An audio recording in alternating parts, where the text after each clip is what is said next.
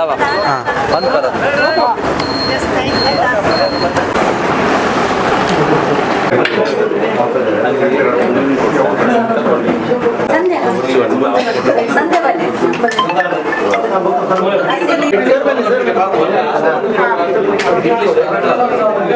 ಅವರಿಗೆ ಇವತ್ತು ಭಕ್ತಿಯಿಂದ ಬಂದಿದ್ದೀವಿ.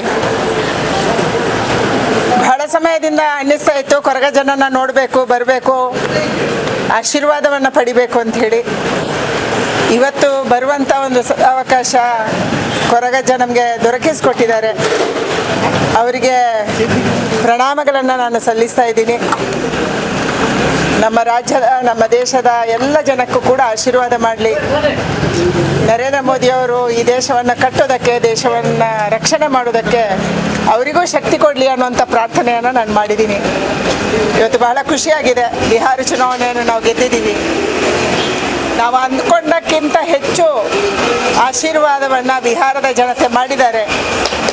ಯಾವ ಸುಳ್ಳನ್ನು ರಾಹುಲ್ ಗಾಂಧಿಯವರು, ತೇಜಸ್ವಿ ಯಾದವ್ ಅವರು ದೇಶದಾದ್ಯಂತ ಮತ್ತು ಪ್ರಪಂಚದಾದ್ಯಂತ ಬಿತ್ತಾ ಇದ್ರು, ಆ ಸುಳ್ಳಿಗೆ ಸೋಲಾಗಿದೆ. ಆ ಆಶೀರ್ವಾದ ಇವತ್ತು ಭಾರತೀಯ ಜನತಾ ಪಾರ್ಟಿಗೆ, ನಿತೀಶ್ ಕುಮಾರ್ ಅವರಿಗೆ ಸಿಕ್ಕಿದೆ. ಅದಕ್ಕಾಗಿ ಕೊರಗಜ್ಜನಿಗೆ ಕೂಡ ಅವರ ಸಲುವಾಗಿ ನಾನು ಪ್ರಾರ್ಥನೆಯನ್ನು ಮಾಡ್ತಾ ಇದ್ದೀನಿ. ಎಲ್ಲರಿಗೂ ಒಳ್ಳೆಯದಾಗಲಿ, ಶುಭವಾಗಲಿ.